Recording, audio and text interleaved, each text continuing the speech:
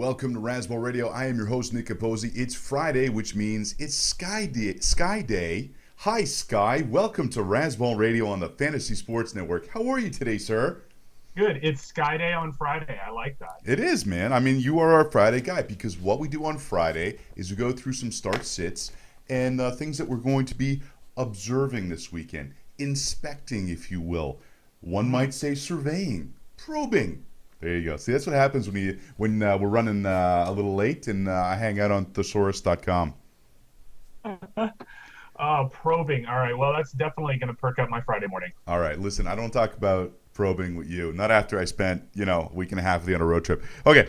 I would love to chit-chat with you. There would be nothing finer for me than chit-chatting with you today. But, man, we got a lot of stuff to get through. I'm just going to bang through super quick the Thursday night game notes that I had. A little bit of a ticker tease with Matt Ryan. You see 56-14. Man, that was ugly. But only I was expecting 4 or 5 touchdowns from Matt Ryan if you look at just the box, just the score, but he only threw 3. Julio was the man, 9 for 161, 2 touchdowns. Bobby Rainey didn't do too bad, 18 touches, 105 yards. McCown's got a thumb injury. Mike Glennon replaces him. Let's move on. Yeah, let's do it. Yeah. Do it. Tampa Bay agrees. One key note, though. Okay, just one piece of news that's really critical. Sean Payton saying that Kyrie Robinson is going to get the Mark Ingram workload. So, you might want to start Kyrie Robinson this week. Got it? Got it. I'm on that. All right, that's right, you are. All right, let's get to our things we will be looking at this weekend. Here we go. Talk to me about Jake Locker. Is he going from bad to worse? Yeah, I can't see how he's not going to, given that he was given a cookie-cutter matchup at home versus the Dallas Cowboys, and now he has to turn around, go on the road, and play in Cincinnati, one of the better defenses in the league for the last few years here, especially at home. A lot of fantasy ownership of guys like Hunter and Wright is hanging on this guy this year, kind of being at least a stable quarterback and getting the ball out to them. And he couldn't do that last week. And so This is going to be a turning point for him for fantasy-wise and for ownership of Hunter and Wright. That could get ugly. I hope you got Cincinnati's defense this weekend because they might put up a lot of points. Speaking of defenses, one of the games I'm going to be watching is San Diego at Buffalo. I want to see if Buffalo's D is as elite as I think they might be. They might be. Yeah. Talk to me about the Packers. What are you be watching in the Packers-Detroit game? I want to see if they're just going to get rung up again. They fell behind to a 14-3 to the Jets at home. And I'm not saying I am actually a bit of a Geno Smith proponent this year, but it's kind of a sick way to start your homestand is getting rung up by the Jets. I'm gonna be watching to see if there's at least any fight in them, considering they have to face Stafford this week and they're away. I'm going to be watching to see if you put any product in your hair this season on Sky Day Fridays. No, I'm kidding. Does Torrey Smith continue to be irrelevant in that Baltimore offense? That is one thing I'm going to be watching against that tough Cleveland D in Believeland. Yeah. Jamal Charles is practicing. What's up? Yeah, what is up with that? It goes from supposedly being out for a few weeks to now all of a sudden he's practicing and possibly going to be playing this game day. I'm going to be watching him, seeing what he looks like. I'm very worried or concerned that it's either him and or the coaching staff that are worried about being 0-2 and just can't handle the idea of him not being out there. I'd be worried as a fantasy owner that they're going to put him out there before he should be because of that. Yeah, you're absolutely right. So that is definitely something to keep an eye on. I want to see when the Colts travel to Jacksonville if Toby Gerhart is droppable after this week. That's not a crazy statement. No, it's not a crazy statement at all. We talked a little bit about that on the road. Yeah, ugly. Ugly. Colston, Marcus Colston. He's still he's the number one wide receiver in that offense. Obviously, the number one pass catcher is Jimmy Graham, but is he still relevant? Yeah, he's been slowing down. It was showing a little bit last year. People were just saying it's nagging injuries, but he only played 41 of 70 snaps that last game, and it was his first game in 87 games not to have a reception. I'm wondering if Drew Brees is going to start looking for that standard number 2, whether it's going to be Cooks Whether it's going to be Stills, I don't know, but I'm wondering if this is the move on point for Breeze and company from Marcus Colston. All right, Oakland West Coast team traveling to the greater Boston area to take on the Patriots. You know what? Minus 14 and a half points on that game. It's still a professional team. I can't touch that game because of the points, but I do think it could get ugly quick. And I want to see, do Gronk's targets, well, actually, not targets, does he get more playing time? Is he going to get the snaps? Because he's been playing about 40% of the snaps. Are they slowly going to increase that? Because, come on, Gronk, I got you in a couple leagues. Belichick, get on that. Get on that. Bernard Pierce limited in practice. You looking at Taliaferro? Yeah, we're getting down to 4 sets and possibly, not playing Pierce. So, what else are they going to do? They've kind of jettisoned their other third running back that I'm not going to talk about for various reasons. So, considering the Ravens failed 6 times at the goal line to punch it in with those two between Forsett and Pierce last week, at the very least, I could see Taliaferro getting a chance to kind of poach some goal line work. All right, Kansas City versus Miami. Who is going to get the touches out of that backfield until No Sean is back? That's going to be interesting to watch. Lamar Miller, I'm down on him. Down on him. Damian Williams, we're going to have to see what he does. Real quick, because we got to wrap up this segment. Brian Quick, is he emerging? Yeah, he's 16th in the NFL in targets and Colson. So I could definitely see him taking off. I want to see if Kelvin Benjamin, when the Steelers travel to Carolina, continues to develop into one of the top young wide receivers in football. Because right now it's mental with him. He's getting the targets. Yeah. Okay, Peyton Manning at Seattle. Richard Sherman, does he go at him? Yeah, that's a good question. The debate's going to rage, my friend. They didn't do it with Green Bay. They didn't go after him at all. And then San Diego did it to limited, but at least it spread the field success with about 6 targets his way. It'll be interesting to see if Emmanuel Sanders gets a shot because he's the small, fast guy that Sherman doesn't usually handle well. Yeah, you know what? You mentioned Green Bay. I think every time we mention Green Bay, we got to talk about cheese curds. Last one here in this segment. What's the carry split between Asiata and McKinnon? I think McKinnon's going to be the guy that you want there. Okay, Razzball Radio Fantasy Sports Network will be back. We got start sits to get to. A couple more things we're going to observe. Razzball Radio Fantasy Sports Network. Welcome back, Razzball Radio Fantasy Sports Network. We missed you. Thanks for sticking around. Nick Capozzi, Sky, who doesn't have a last name. We're talking about things that we are going to be observing, monitoring, paying attention to. Talk to me about Ryan Tannehill. Yeah, Ryan Tannehill, is he going to throw it beyond 5 yards? All season he is now tied for last in the league in yards per attempt at 5.17. Given the fact that they went out and got a guy like Mike Wallace, that is just unacceptable. Mike Wallace is not good. They're dinking and dunking because Tannehill just signed a sponsorship deal with Dunkin' Donuts. Well, I would prefer that he sign up for, Krispy Kremes or something. I don't know. Give me a tie-in that gives it a long shot at throwing the ball down the field, please. All right, I'm going to be watching when Denver heads up to Seattle. Can Seattle control the clock? Because they didn't, and that's why they got whooped. Well, they didn't get whooped, but that's why they lost to San Diego last week. San Diego, 42 and a half minutes controlling the ball. Does Seattle's offense wrestle that back? Are they going to establish a run and make that happen? Nick Foles, you're going to be watching him? Yeah, so far it's been a good yet mediocre start for Nick Foles, especially for fantasy purposes.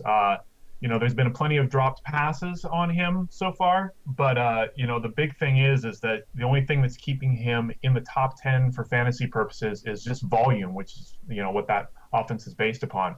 I want to see him come out and have a 300-yard passing game and about 3 touchdowns. All right, I want to see how many carries Alfred Blue gets because they've said they're going to use Foster less because right now he's on pace to break Larry Johnson's carry record. So Blue, I think, is the guy there. He definitely was last week, so let's keep an eye on that. Talk to me about the Cardinals with Mr. Carson DePalmer, who is not playing this week. Hide your Michael Floyds.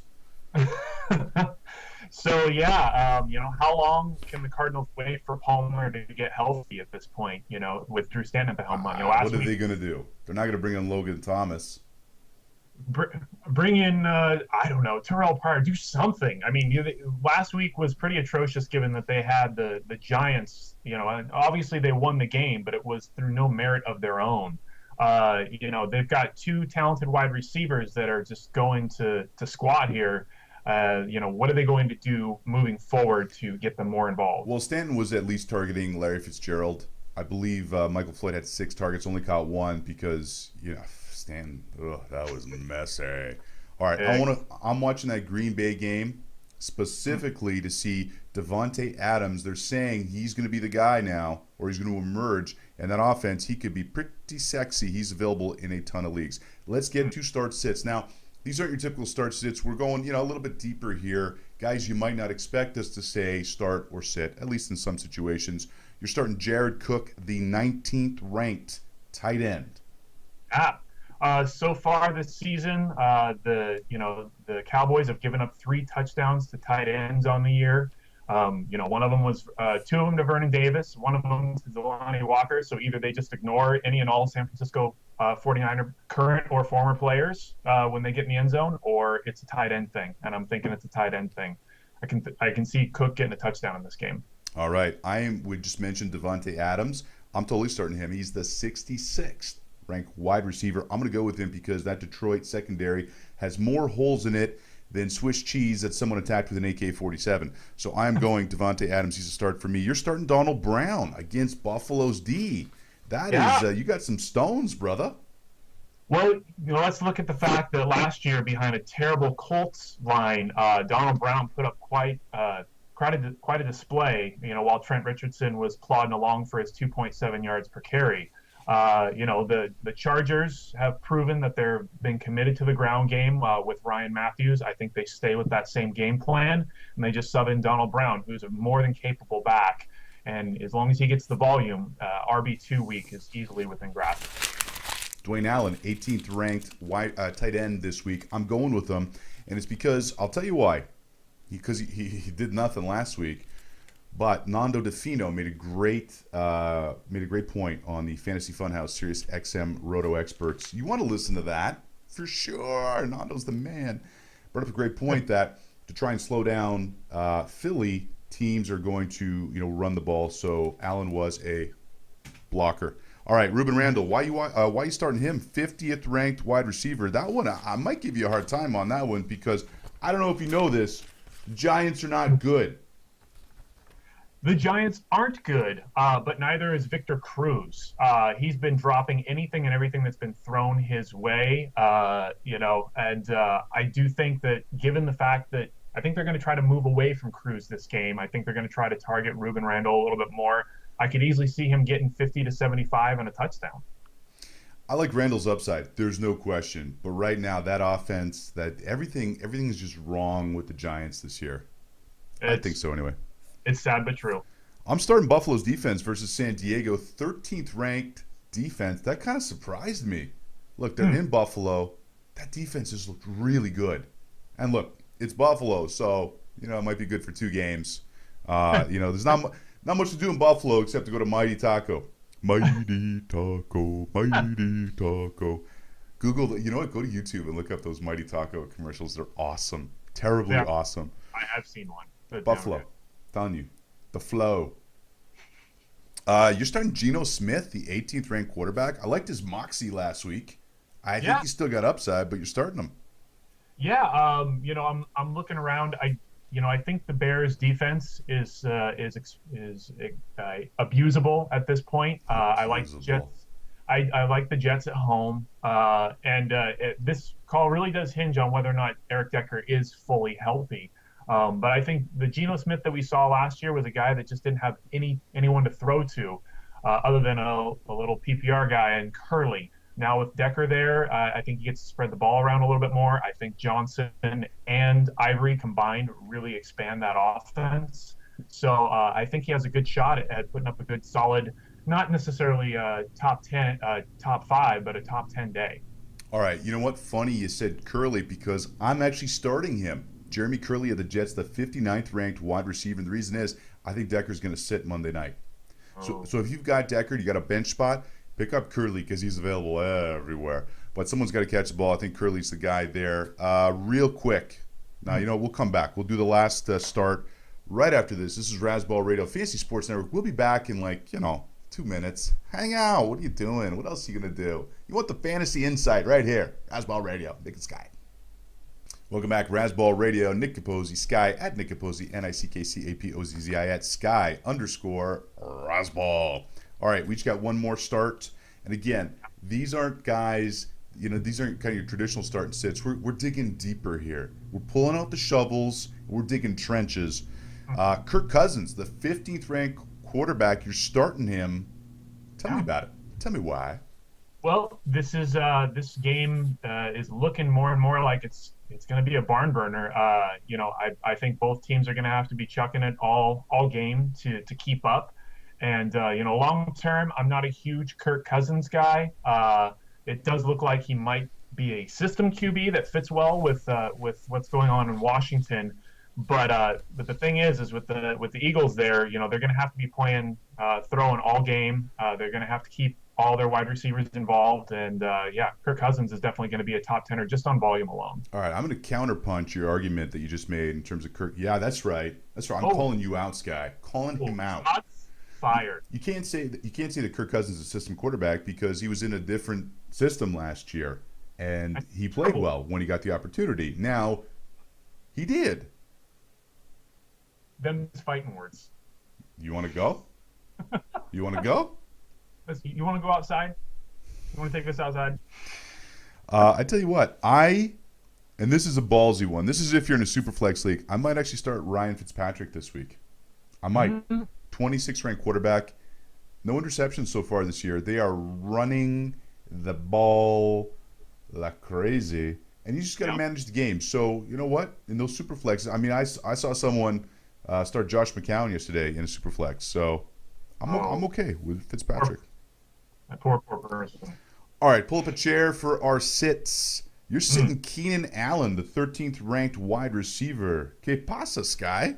Yeah, well, one, I feel like a lot of the merit of why he keeps getting ranked where he is based on preseason ranks and not on. Just gonna tell you, I said don't take Allen this year. I'm with you. I really didn't like the price tag on him last year. He had a great string of games in the middle of the season, and then at the end, a lot of the weight of his value was hung on touchdowns. But if you're only going to get 2 to 3 catches a game and then a touchdown, nice and all. But if you're basing that on your preseason ranks, a little worrisome. In either case, he's banged up this week. He's appearing on the injury report. I do think that San Diego is now more a run team than anything else, and also with Gates involved, he's just not going to be looked to that much. I'm about to blow your mind. All right. Are you prepared? I'm prepared. I'm going to hold down. Yeah.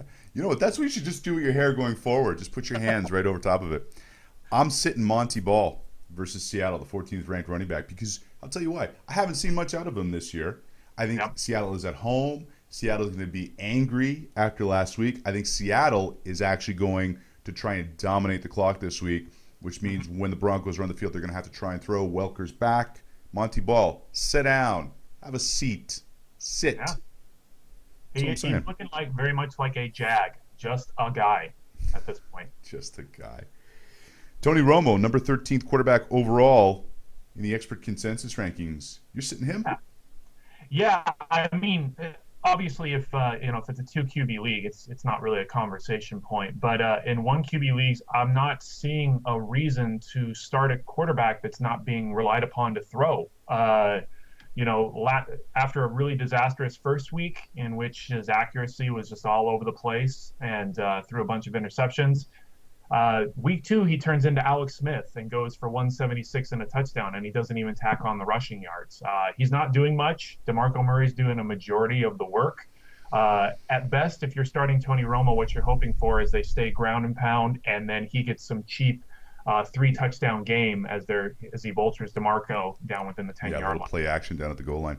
Yeah. Plus, too, there's still concerns about his back this week. His back's been flaring up. He had the surgery in the offseason. So, yeah, I'm with you on that.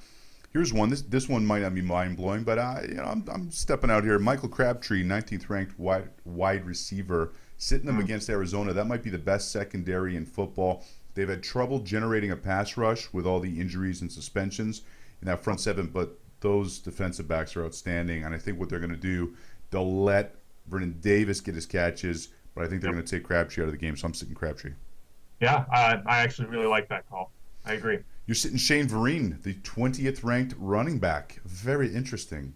Yeah, well, one, it's been hinted at that he's not healthy right now. I can't remember what the issue was, but last week it's Bill Belichick. He loves his game plan and he loves his game flow, and I do not see any reason in a game where the Oakland is supposed to lose by 2 touchdowns that they have to do little dink dunk passes to the running back.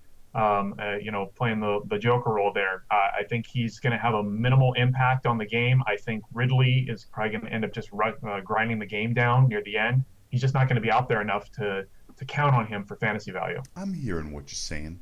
I'm picking up what you're putting down. I am sitting Terrence West, the 21st ranked running back, who I like a lot against Baltimore because A, it's Baltimore. B, Isaiah Crowell, he's interesting. And he's actually a guy now in some deeper leagues I'm going out and picking up. I like West a lot, but they might have a lot of quality running backs there once Ben Tate gets back healthy, and then of course he'll get hurt again. So that's how the universe works. That's how it works. Antonio, okay, hold on. You just blew my mind. Antonio Gates, the 6th ranked tight end who had 3 touchdowns. You're sitting him? Yeah, fart noises, man. I'm sorry. A 3 touchdown game, out of nowhere. Some say. That's just you're crumbling out of anger there, Nick. Don't do that. It's not good. Antonio Gates has a out of nowhere 3 touchdown game. Everyone thinks that this is going to be it's Rivers to Gates all over again. I don't see them needing to do that. I think they're going to rely heavily on the ground game. I do think they're going to take some shots down the field, which would involve Malcolm Floyd a little bit more, considering he's more the field stretcher there. I don't see him being involved enough to be that excited about starting Gates. Okay. Of course, depends on what you have available. Got to go real quick. I am sitting Michael Floyd because Drew Stanton sucks. You are I'm going to let you end with this. We got to go fast. I'm sitting Victor Cruz because he sucks. Peyton Manning, you're sitting him versus Seattle. You got 10 seconds. Go. Aaron Rodgers, what did he do week 1 in Seattle? Nada. Ooh, man, lots of stuff to keep an eye on. Thanks for joining us today. Sky, love having you on Friday. Sky Day Friday. Love it, love it, love it. I'm Nick Capozzi. This is Razzball Radio Fantasy Sports Network. Enjoy your football. We'll see you on Monday, people. Out of here.